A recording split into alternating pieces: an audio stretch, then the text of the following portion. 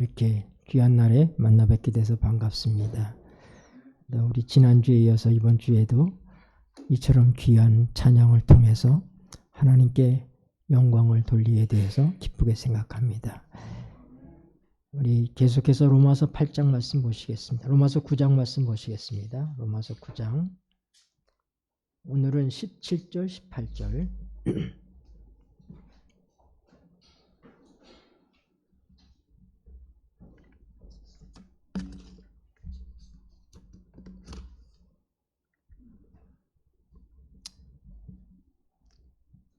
로마서 9장 17절 성경이 바로에게 읽겠습니다. 시작. 성경이 바로에게 이르시되 내가 이 일을 위하여 너를 세웠으니 곧 너로 말미암아 내 능력을 보이고 내 이름이 온 땅에 전파되게 하려 함이로라 하셨으니 그런즉 하나님께서 하고자 하시는 자를 긍휼히 여기시고 하고자 하시는 자를 강팍해 하시느니라. 아멘. 네, 우리가 조금 전에 과정 우리 교과 공부를 했는데요. 여호수아와 갈렙 외에는 아무도 20세 이상의 남자들이 가나안에 들어가지 못하고 전부 광야에서 생을 마감합니다. 왜 그랬을까? 하나님께서는 이스라엘 백성을 하나님의 능력으로 수백 년 동안 노예 생활에 물들어 있던 그 사람들을 건져내셔서 하나님의 백성으로 만드시는 일은 전적인 하나님의 능력과 창조의 역사가 필요했습니다. 그들은 전적으로 하나님을 의지해야만 했습니다. 그런데 2년 동안 하나님께서 그들을 훈련하시고 그들의 눈으로 하나님의 임재하시는 시내산에 하나님의 임재의 광경을 보았습니다. 하나님의 음성을 들었습니다. 엄청난 축복을 누렸습니다. 그리고 모세를 통하여서 하나님께서 친히 쓰신 십계명을 그들에게 주셨습니다. 그리고 하나님이 그들과 함께 계신다는 진정한 표로서 그들의 삶의 중심에 하나님의 성소를 짓게 하셨습니다. 하늘의 모형대로 그 모든 것들이 지어지고 제사장들이 복색을 다 갖춰 입고 기름 부으심을 받고 위임식을 하고 이 모든 것들이 끝났습니다. 이제는 가나안에 가면 되는 것입니다. 그런데 그들의 불신이 그들을 그 뒤로 38년을 더 광야에서 지낼 수밖에 없게 되었고 더군다나 가데스 바네아 그 사건 그 당시에 20세 이상이었던 모든 사람은 여호수아와 갈렙 외에는 아무도 가나안에 들어가지 못했습니다. 그렇다고 그들이 하늘에도 못 간다는 얘기는 아닙니다. 왜냐하면 모세와 아론도 못 들어갔잖아요, 가나안에. 그러나 모세는 이미 그가 죽은 후에 주님께서 부활시켜서 하늘에 가 있지 않습니까? 우리가 마태복음 17장에 보면은 죽음을 맛보지 않고 하늘에 올라간 엘리야와 죽은 다음에 부활해서 하늘에 갈 사람들을 상징하는 이 모세가 변화산에 나타났던 것을 우리가 성경에서 보게 됩니다. 단지 아론과 모세라 할지라도 그렇게 충성스러운 자들이라 할지라도 하나님께 불경하게 되었을 때는 가나안에 들어갈 수 없는 사람의 한 모습으로서 하나님께서 그들을 가나안에 들어가지 못하게 하신 것입니다. 40년 동안 사람들이 그 땅에 다 쓰러져 죽었습니다. 하늘 가나안을 가는 우리들도 이런 과정이 필요하다고 하는 것입니다. 죄악 세상에서 내 의지대로 내 마음대로 살아왔던 노예 근성에 물들어 있는 이스라엘 백성들이, 성인들은 전부 가나안에서 죽습니다.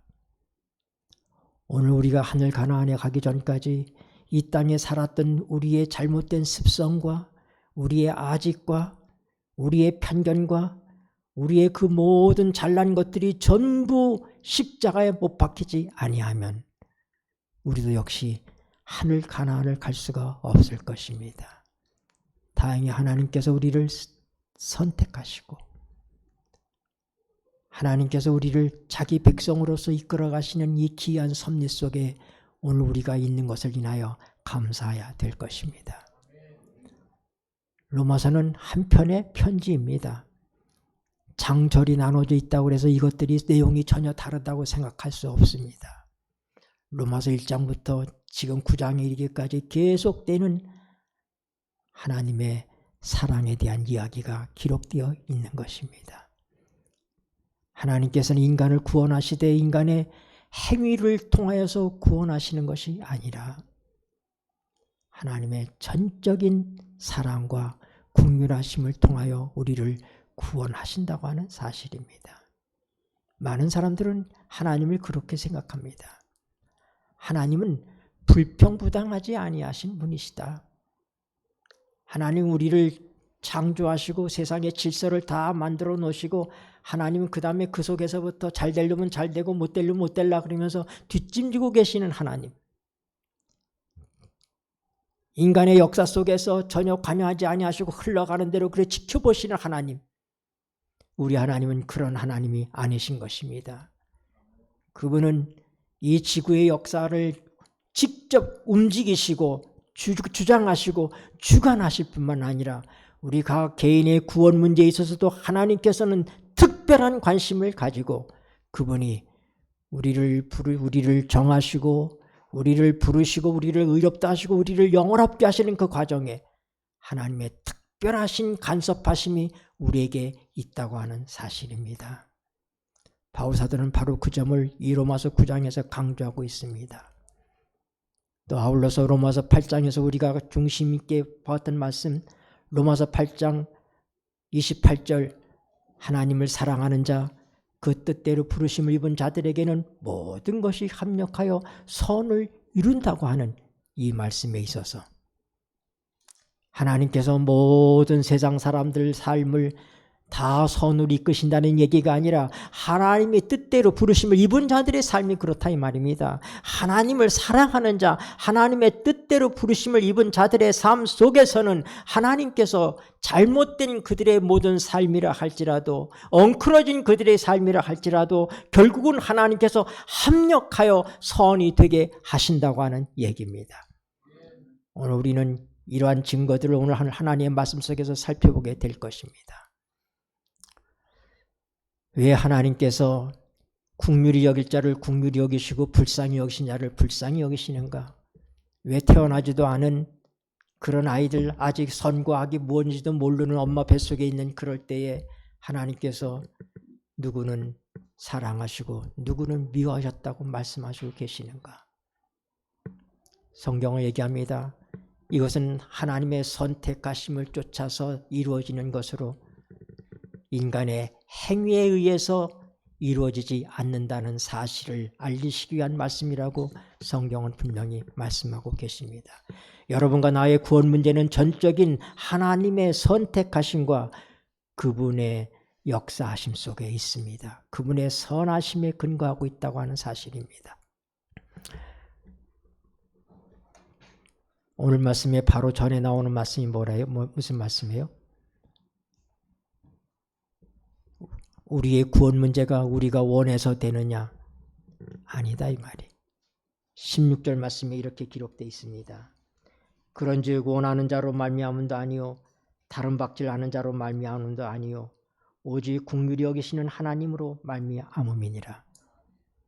만약에 원하는 자에게 구원을 주시고 다른 박질하는 자, 원한다는 얘기는 참으로 우리가 소원하는 것이죠. 우리의 구원을 소원하는 것입니다. 다른 박질한다는 것은 우리의 구원을 위해서 무언가 노력한다는 걸 얘기하는 것입니다. 우리의 행위를 얘기하는 것입니다. 하나님께서 소원하는 자, 원하는 자, 다른 박질하는 자에게 하나님께서 그들을 백성으로 택하시고 그들을 이끄시고 그들에게 구원을 주신다면 하나님은 불의하시냐 하는 질문을 할 필요가 없는 것입니다. 왜요? 다른 사람들은 원하지 않는데 그들은 원했고 다른 사람들은 행위하지 않는데 그들은 참으로 다른 박질하지 않았습니까? 그래서 그들을 구원하셨다면 하나님께 불평할 게 뭐가 있습니까? 하나님이 불의하시냐? 그러실 수 없느니라. 이 질문을 할 필요가 없는 것입니다. 그런 것이 아니에요. 원하는 것도 아니고 원하는 자도 아니고 다른 박질한 자도 아니고 선과 악을 알기도 전에 하나님께서 구원받는 자를 택하시고 누구는 사랑하고 누구는 미워했다 그렇게 얘기하니 그럼 되나요? 하나님 공평하지 않은 것 아닙니까? 그런 질문이 나올 법하기 때문에 사도 바울이 반문하는 거예요. 그러면 하나님이 불의하시냐? 그러실 수 없다. 여러분은 성경에 나오는 모든 말씀을 내 두뇌로다가 이해하고 그것을 내가 판단할 수 있다고 생각하지 않게 되기를 바랍니다. 하나님의 생각과 우리의 생각은 하늘과 땅같이 그렇게 간격이 있다고 말씀하셨어요. 대양의 물을 양동이 하나에다 담을 수 없는 것처럼 하나님의 지혜를 유한한 인간의 머릿속에다 담을 수가 없습니다. 그리스도인은 어떤 사람들이냐? 하나님과 다투기를 끝낸 사람들인 것입니다. 하나님하고 논쟁하고 하나님하고 따져보고 했지만 결국은 깨달은 것이 하나님 앞에서 우리는 잠잠할 필요가 있다고 하는 사실을 깨달은 것입니다. 내 머리로는 잘 이해가 안 되지만 하나님은 언제나 옳으십니다. 하나님은 선이십니다. 저는 하나님 앞에 무조건 항복합니다. 이것이 그리스도인이 기록되었을 때 하는 말씀 앞에서 꼬꾸라지는 것입니다. 네, 알았습니다. 성경이 바로에게 이르시기를 사도 바울은 하나님께서 모세에게 지시하셔서 모세가 바로에게 이른 그 말을 그는 단도직입적으로 뭐라고 성경이 바로에게 이르시기를 모세가 기록한 말이 모세의 말이 아니라 하나님의 말씀 성경의 말씀이다 이 말입니다. 성경은 비슷한 말씀들을 성경이 가라사대 기록되었을 때 하나님께서 말씀하시되 다 병행규절에 다 같은 말씀들이에요.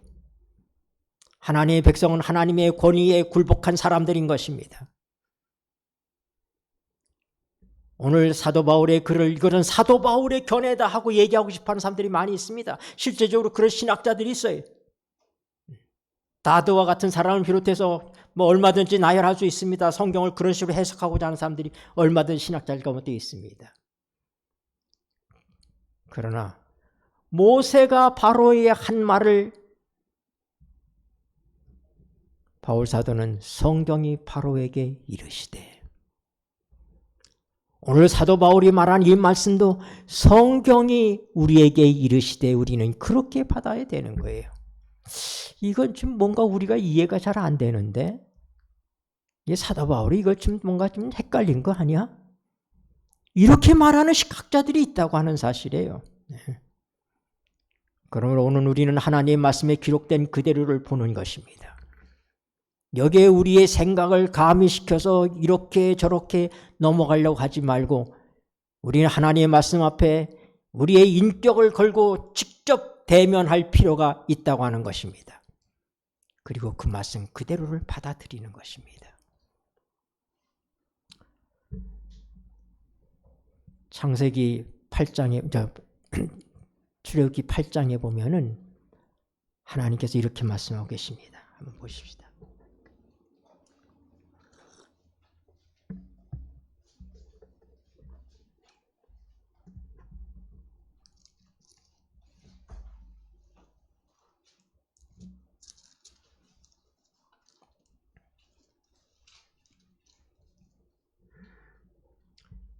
출애굽기 8장 15절. 그러나 바로가 읽겠습니다. 시작. 그러나 바로가 숨을 통할 수 있음을 볼 때에 그 마음을 완강케 하여 그들을 듣지 아니하였으니 여호와의 말씀과 같더라. 하나님께서 로마서 9장 18절에 성경이 이르시기를 내가 너를 세웠다. 바로에게, 성경이 바로에게 이르시기를 내가 너를 세웠다. 그렇게 얘기했어요. 그러니까 세웠다 하는 말이 좀 여러분들이 무슨 말인지 하나님께서 특별하게 하나님의 종으로 세웠다 그런 의미로 들리잖아요. 근데 이 세웠다는 원문으로 보면은 무대에 올렸다 이런 의미예요. 내가 역사하는 이 세계 역사의 무대 위에 내가 너를 올려놨다. 왜? 하나님이 하시고자 하는 뜻이 있으시기 때문에. 내가 너로 말미암아 내 능력을 보이고 내 이름을 온 땅에 전파하게 하리라 하셨느니라. 하나님께서 바로를 무대에 올리셨어요. 왜요? 뭐 하시기 위해서? 하나님의 능력을 보이고 하나님의 이름을 온 땅에 전파되도록 하시기 위해서 바로를 무대에 올리셨다 이 말입니다. 그런 다음에 18절에 그런즉 하나님께서 하고자 하시는 자를 긍휼히 여기시고 하고자 하시는 자를 강팍게 하시느니라. 이게 성경의 난해 구절 가운데 아주 그 으뜸으로 꼽히는 것 가운데 하나인 구절이 바로 이 구절입니다. 하나님께서 바로를 어떻게 했다고요? 하나님께서 하시고자 하시는 자에게 긍휼을 베푸시고 하고자 하시는 자에게는 강팍해 하신다. 하나님께서 바로의 마음을 강팍해 하셨다. 그렇게 말씀하고 있습니다. 사도 바울은 이 말씀을 성경을 이용해서 하고 있는 것입니다. 자기가 바로의 마음을 하나님께서 강팍하게 하셨다. 자기가 말하고 있는 게 아니에요. 그런 성경의 말씀을 가지고 얘기하고 있는 것입니다. 한두 번이 아닙니다. 우리는 출애굽기에서 보면은 하나님께서 바로의 마음을 강팍하게 했다는 것이 10번도 더 나옵니다. 하나님께서 사람의 마음을 강팍하게 하신다. 맞아요. 강팍하게 하십니다. 우리 있는 그대로 받아들여야지 되는 거예요. 성경이 그렇게 말씀하고 있으니까. 그런데 하나님께서 바로의 마음을 강팍하게 하셨을 뿐 아니라 바로도 보니까 바로도 그 엄청난 사건을 겪으면서 그가 재앙이 내렸다가 아유 야 지금 재앙 좀 물러가게 해달라. 이제 우리가 잘못했다. 그러면 이제 모세가 그 재앙을 물러가게 하면 그 다음에 숨이 통할 수 있으면 또 마음이 변해가지고 그의 마음을 어떻게 했다고요? 완강케 했다. 강팍케 했다 말입니다. 스스로도 어떻게 해요? 자기 마음을 바로가 마음을 완강케 했습니다. 30절에도 출애굽기 32절 8장 32절도 보세요.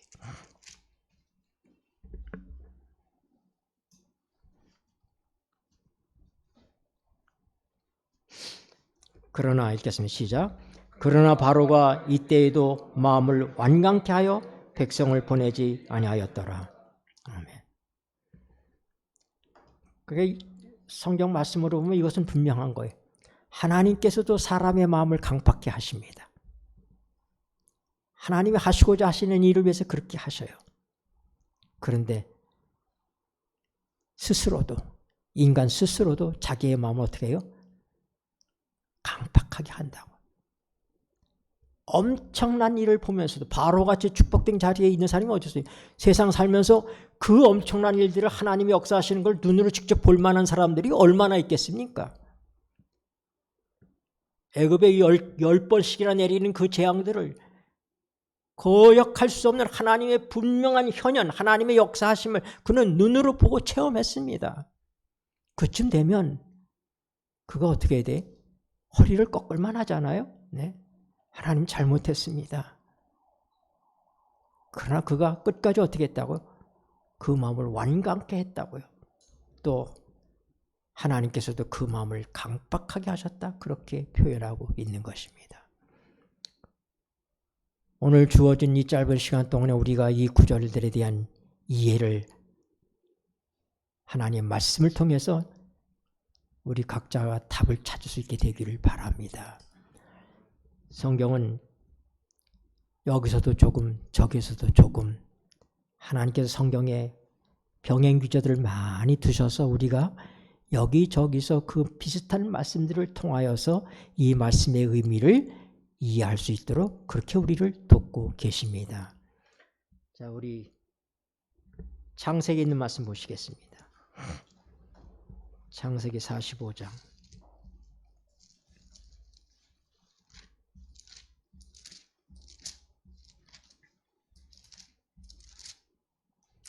(7절) (8절입니다)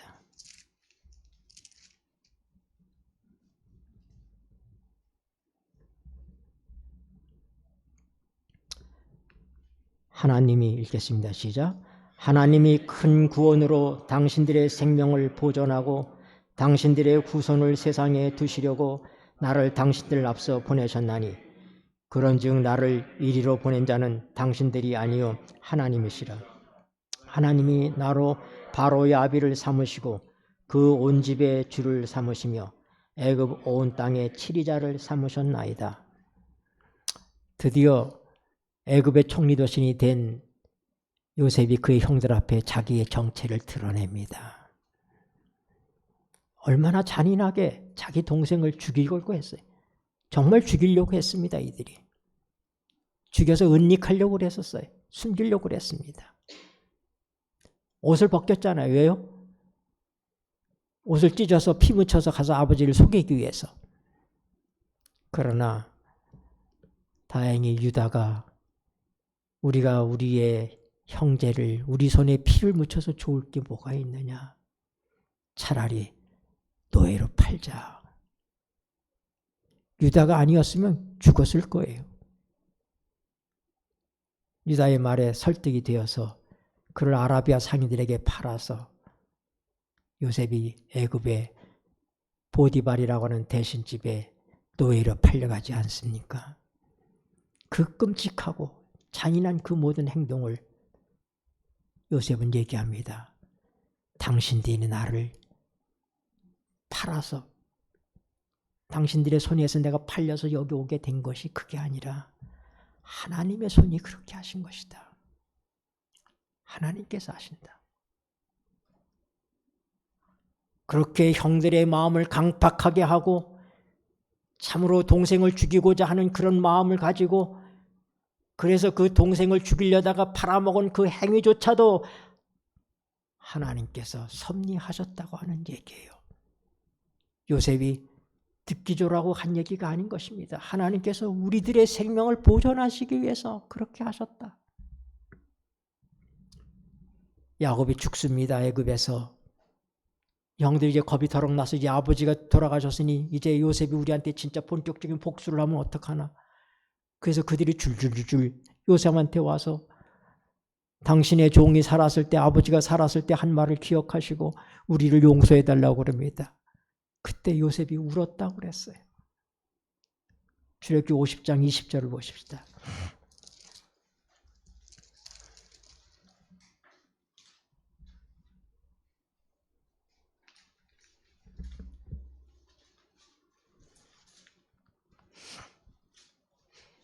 당신들은 읽겠습니다. 시작. 당신들은 50장 20절. 출애굽기 50장 20절. 창세기 50장. 네, 창세기 50장. 18절부터 보죠. 창세기 50장 18절. 그 형들이 읽겠습니다. 시작. 그 형들이 또 친히 와서 요셉의 앞에 엎드려 가로되 우리는 당신의 종이니이다. 요셉이 그들에게 이르되 두려워 마소서 내가 하나님을 대신하리이까. 당신들은 나를 해하려 하셨으나 하나님은 그것을 선으로 바꾸사 오늘과 같이 만민의 생명을 구원하게 하시려 하셨나니 당신들은 두려워 마소서 내가 당신들과 당신들의 자녀를 기르리이다 하고 그들을 간곡한 말로 위로하였더라. 17절에 보면은 그들이 당신의 아버지 하나님의 종들이 죄를 이제 용서하소서 하며 요셉이 그 말을 들을 때 울었더라 그랬어요. 울었더라. 형들의 강팍한 마음까지도 하나님께서 섭리하셔서 선이 되게 하시는 하나님의 역사를 보는 것입니다. 하나님께서 악인들의 마음을 하나님께서 악하게 만드시고 악을 그들 마음속에 만들어 주시는 그런 악을 창조하시는 하나님 아니십니다. 하나님은 악을 창조하시지 않습니다. 하나님은 악과 상관이 없어요. 야고보서에 있는 말씀 봅시다. 야고보서.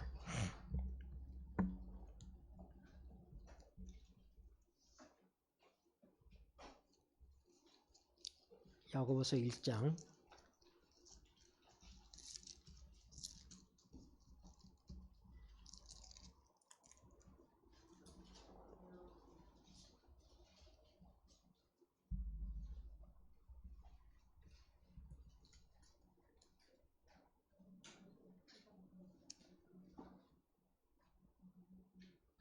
13절 말씀입니다.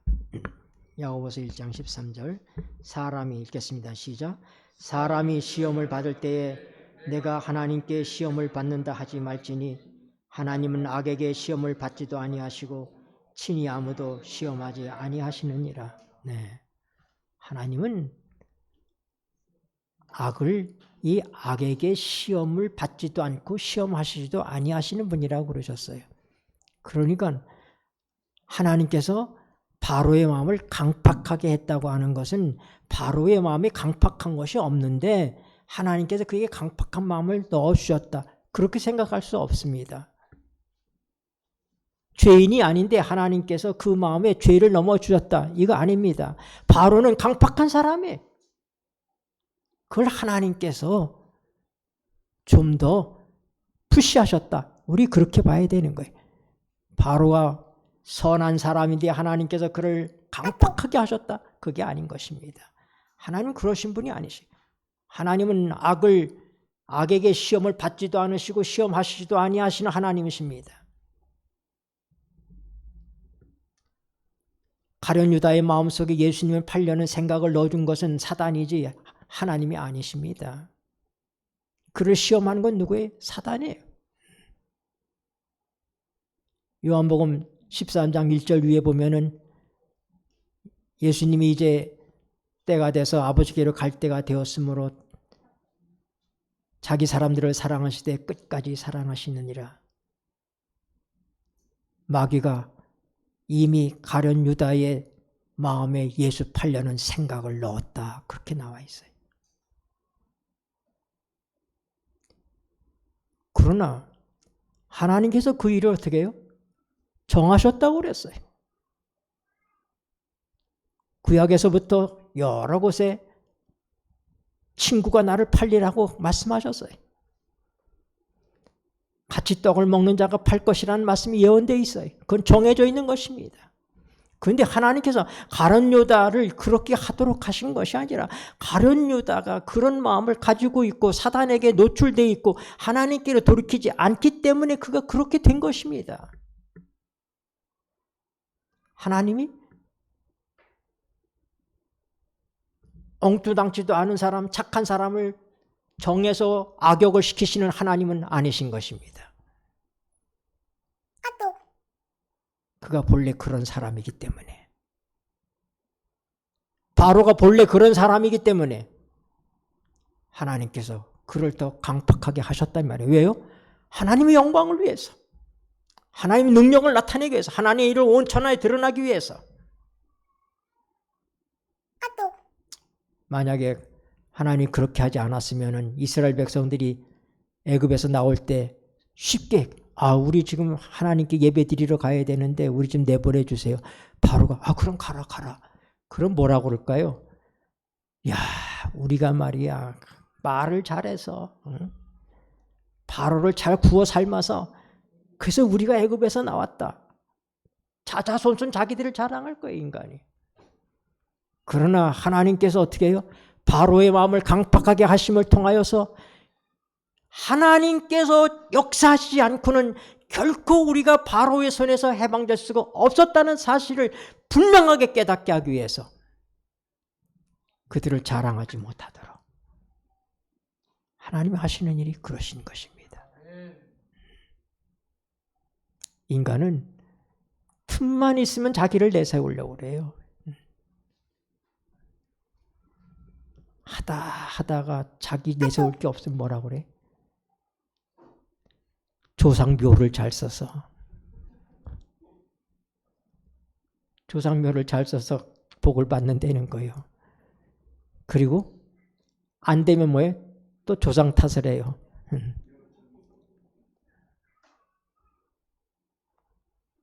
잘 된 건 다 자기가 하고 안 된 건 남한테 하는 것이 인간의 습성입니다. 그래서 하나님께서 때로는 어떻게 해요? 요셉의 형들의 마음을 강팍하게, 그들의 본래 시기하고 질투하는 그런 마음이 있는데 그들을 강팍하게 하나님께서 역사하셔서 어떻게 해요? 팔도록 하셨다 이 말입니다. 요셉이 팔려가야 총리 대신이 될 거 아닙니까? 요셉이 팔려가야 애굽에서 출세하게 될 거 아닙니까? 앞으로 7년이라는 긴 세월들의 흉년의 기간 동안에 애굽이 아니고는 살 수 없는 계획을 하나님께서 세워놓으시고 요셉을 거기로 보내시고 그 일을 준비하시고 그리고 하나님의 백성들 이 땅에서 보존하시게 하기 위해서 하나님께서 그렇게 하셨다. 하나님의 계획 속에 다 있다 이 말입니다. 우리 좀 성경절대로 좀 몇 절 찾아보겠습니다. 시편에 있는 말씀입니다. 시편 105편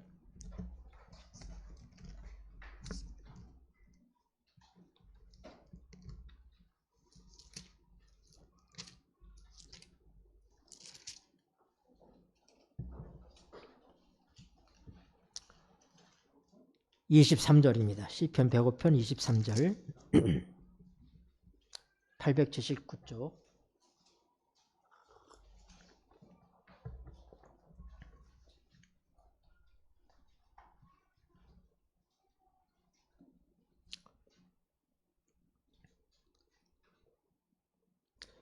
이에 이스라엘이 읽겠습니다. 시작. 이에 이스라엘이 애굽에 들어가며 야곱이 함 땅의 객이 되었도다. 여호와께서 그 백성을 크게 번성케 하사 그들의 대적보다 강하게 하셨으며 25절 또 저희 마음을 변하여 그 백성을 미워하게 하시며 그 종들에게 교활히 행하게 하셨도다. 이스라엘 백성들이 애굽에서 편안하게 살면 돌아갈 마음이 없을 거예요. 근데 하나님께서 때가 됐을 때 그들을 보내기 위해서 어떻게 해요? 애굽 사람들의 마음을 교활하게 하셨다 이 말이. 이스라엘 백성들을 어렵게 만들고 그들을 힘들게 하는 그런 역사를 시키도록 하나님께서 그렇게 하셨다 이 말입니다. 여러분이 생각하는 것처럼 하나님께서 강팍해 하시는 하나님이라는 사실을 부인하고 싶어 하면 성경에 나오는 이런 모든 말씀들을 다 부인해야 될 것입니다. 성경에는 수없이 이런 말씀들이 기록되어 있어요. 오늘 제가 대표적인 것 몇 가지들을 좀 더 찾아보겠습니다. 요한복음 12장입니다.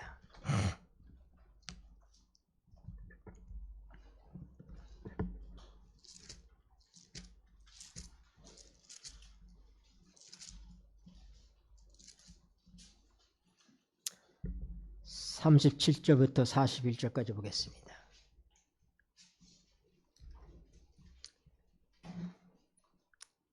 이렇게 많은 읽겠습니다. 시작. 이렇게 많은 표적을 저희 앞에서 행하셨으나 저를 믿지 아니하니 이는 선지자 이사야의 말씀을 이루려 하심이라. 가로되 주여 우리에게 들은 바를 누가 믿었으며 주의 팔이 누게 나타났나이까 하였더라. 저희가 능히 믿지 못한 이 까닭이니 저희가 능히 믿지 못한 것은 이 까닭이니 곧 이사야가 다시 일렀으되 저희 눈을 멀게 하시고 저희 마음을 완곡해 하셨으니 이는 저희로 하여금 눈으로 보고 마음으로 깨닫고 돌이켜 내게 고침을 받지 못하게 하려 함이니라 하였습니다라. 이사야가 이렇게 말한 것은 주의 영광을 보고 주를 가리켜 말한 것이라. 아멘. 이스라엘 백성들이 예수님을 영접하지 않았습니다. 많은 기적을 보았어요. 보리떡 5개로 물고기 2마리로 5,000명을 먹이는 일도 보았고, 나인성의 과부를 죽은 자 가운데서 일으키는 것도 보았고, 나사로도 죽은 지 나흘이 돼서 냄새나는 나사로 살리는 것도 보았고, 문둥병자를 고치고 안질뱅이를 일으키고 맹인된 자들을 눈을 뜨게 하시고 많은 것들을 보았어요.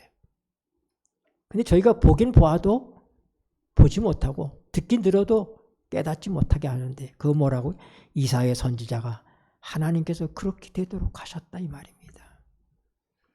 이스라엘 백성이 전부 예수님을 쌍수로 들어서부터 다 환영하고 그랬으면 예수님의 십자가가 있을 수 있겠습니까?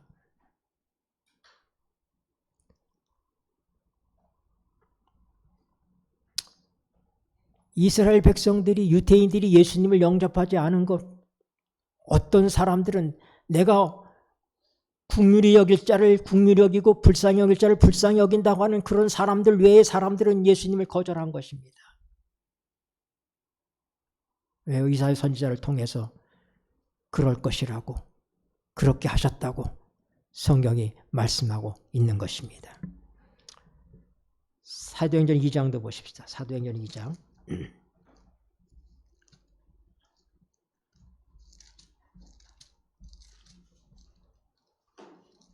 22절 23절.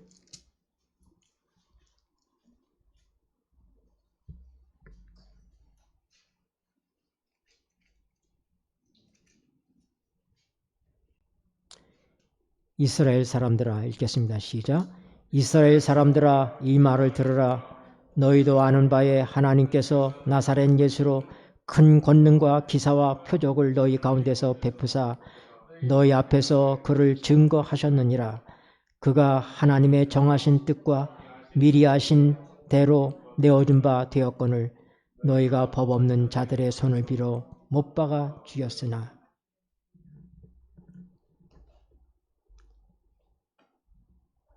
사장도 보십시다. 사도행전 4장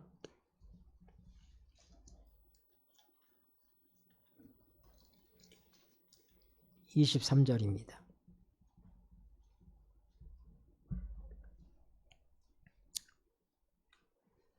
사도들이 노임에 읽겠습니다. 시작.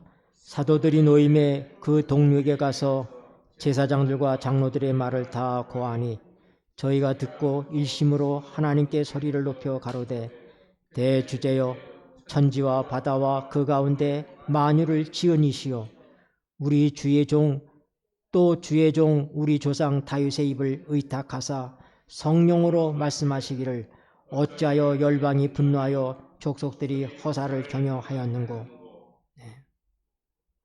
27절 28절 보십시다.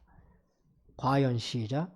과연 헤롯과 본디오 빌라도는 이방인과 이스라엘 백성과 합동하여 하나님의 기름 부으신 거룩한 종 예수를 거스려 하나님의 권능과 뜻대로 이루려고 예정하신 그것을 행하려고 이 성에 모였나이다. 아멘. 계속해서 성경은 얘기하기를 정하신 일이다 이거예요. 예수님을 십자가에 못 박도록 누가 했습니까? 하나님께서 하신 거예요. 예수님은 누구의 심판을 받은 거예요? 빌라도나 유대의 지도자들에 의해서 십자가에 못 박힌 것이 아니라 더 정확하게 얘기하면 예수님께서 나와 여러분의 죄값을 받기 위해서 십자가에 못 박으신 것입니다. 우리가 분명히 알아야지 돼요.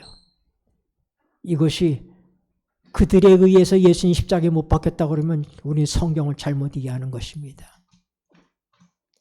정하신 거다. 여러분과 나의 구원을 위해서 정하신 거예요.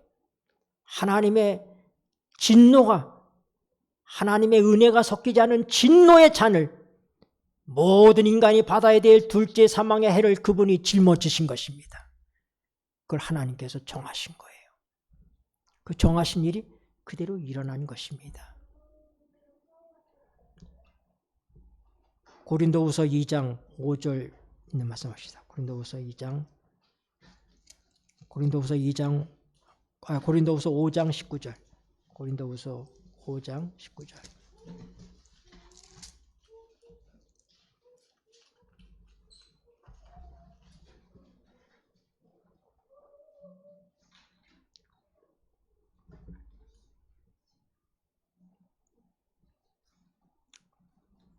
이는 하나님께서 읽겠습니다. 시작.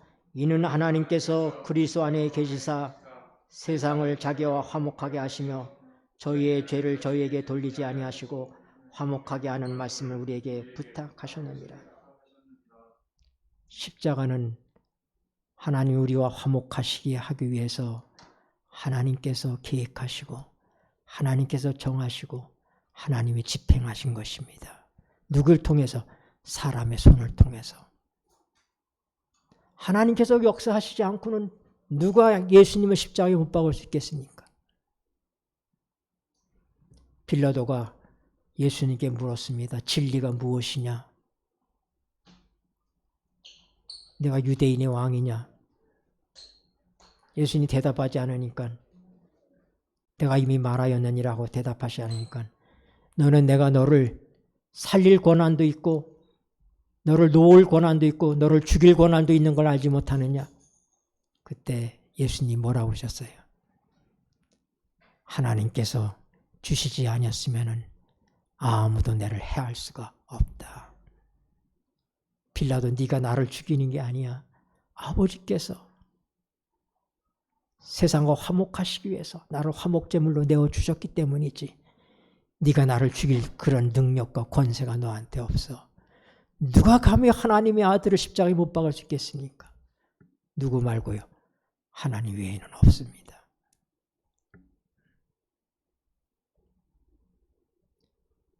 악한 사람들의 심성을 주께서 조종하셔서 그 일을 하게 하셨지만은, 그러나 그 모든 일의 배후에는 누가 계신 거예요? 하나님이 계신 것입니다. 하나님이. 이사야 53장 보십시다. 이사야 53장.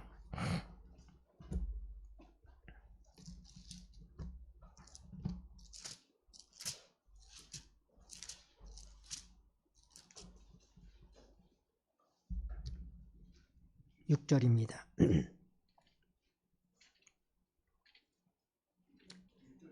네, 53장, 이사야 53장 6절. 우리는 읽겠습니다. 시작. 우리는 다 양 같아서 그릇 행하여 각기 제 길로 갔거늘 여호와께서 우리 무리의 죄악을 그에게 담당시키셨도다. 네, 하나님께서 하신 거예요. 십자가의 심판은 누가 하신 거라고요? 하나님께서 요구하셨고 하나님께서 정하셨고 하나님께서 집행하신 것입니다. 예수를 누가 죽였습니까? 빌라도가 죽였습니까? 그들의 손을 하나님께서 이용하셨지만은 그 심판은 하나님이 하신 것입니다. 자비가 섞이지 않은,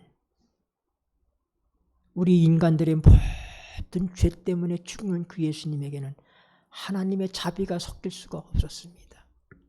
아들이라 할지라도 하나님께서 하신다 이 말입니다.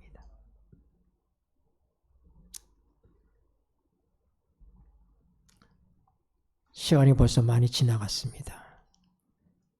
이 문제를 지금부터 제가 거의 30분은 더 풀어야지 돼요. 이 문제를 지금 우리가 마치려면은, 우리가 로마서 1장에 보면, 여러분 하나님이 하시는 심판 가운데 가장 무서운 심판이 뭔지 아십니까?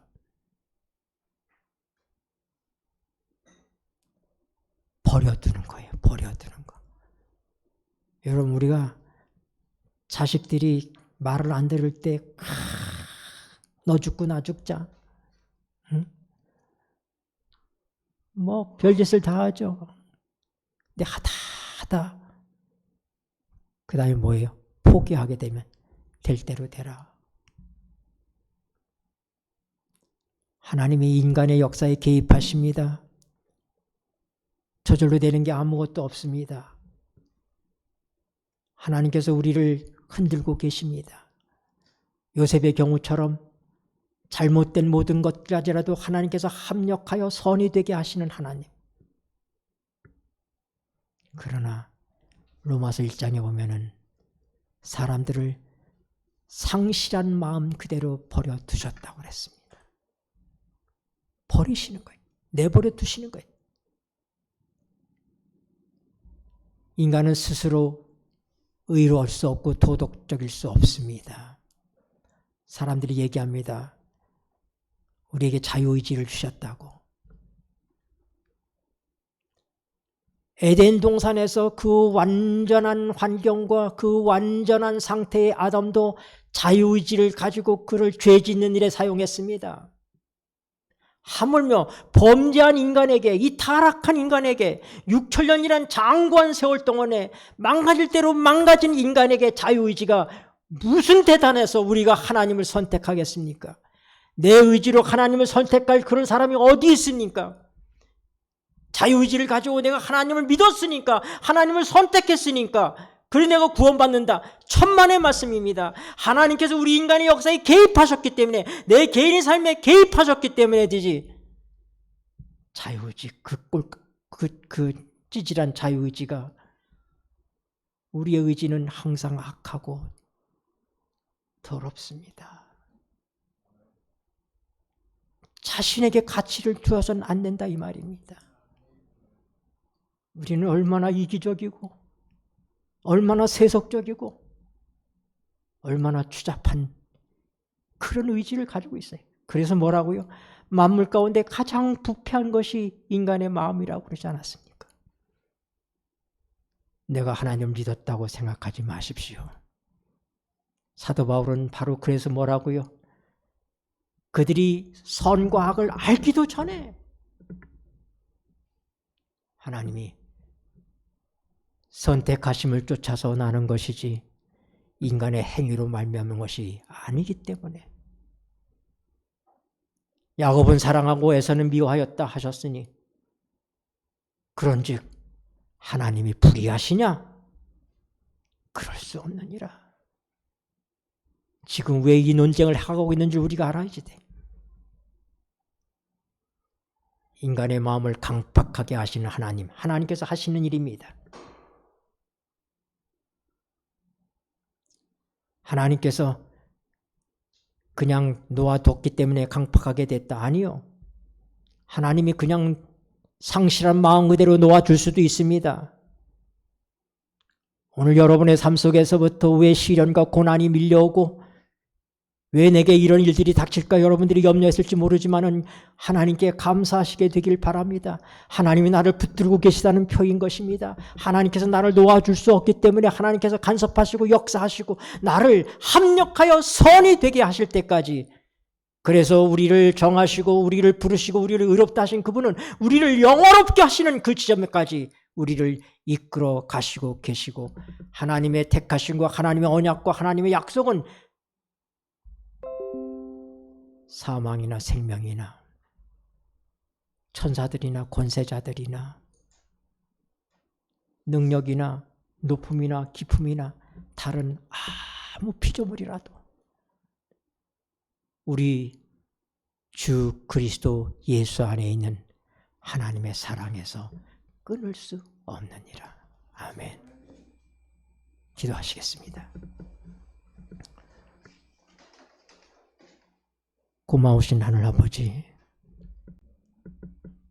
우리같이 무지렁이 같은 무지하고 몽매한 것들을 하나님, 우리가 나기도 전에 우리를 택하시고 하나님의 자녀 삼으시고 나의 어떠함에 상관없이 하나님의 어떠하심으로 나를 구원의 역사 속에 이끌고 가시는 주의 은총과 사랑을 인하여 다시 한번 감사를 드립니다. 나시기 원하네.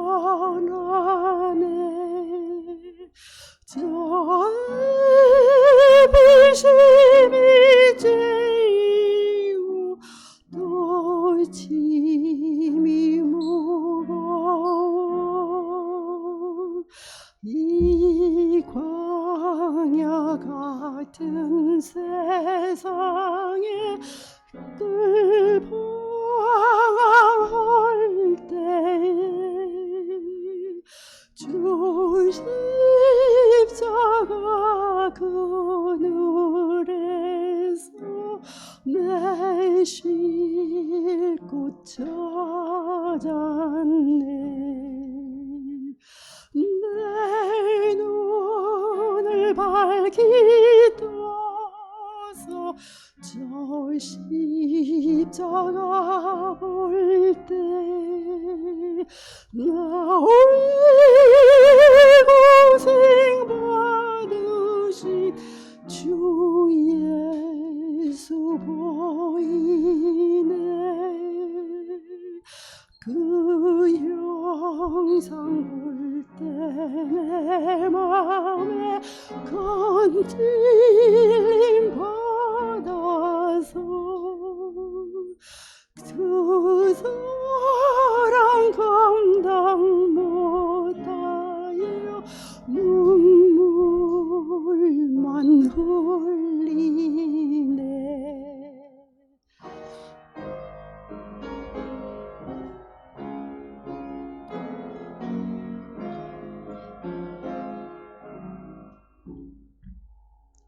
십자가 그늘 밑에 나 쉬며 살리니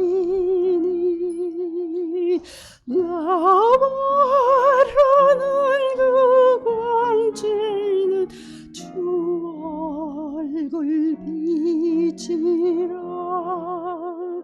이 세상 나를 버려도 나간 게 없도다. 내 한량없는 영광은 십자가뿐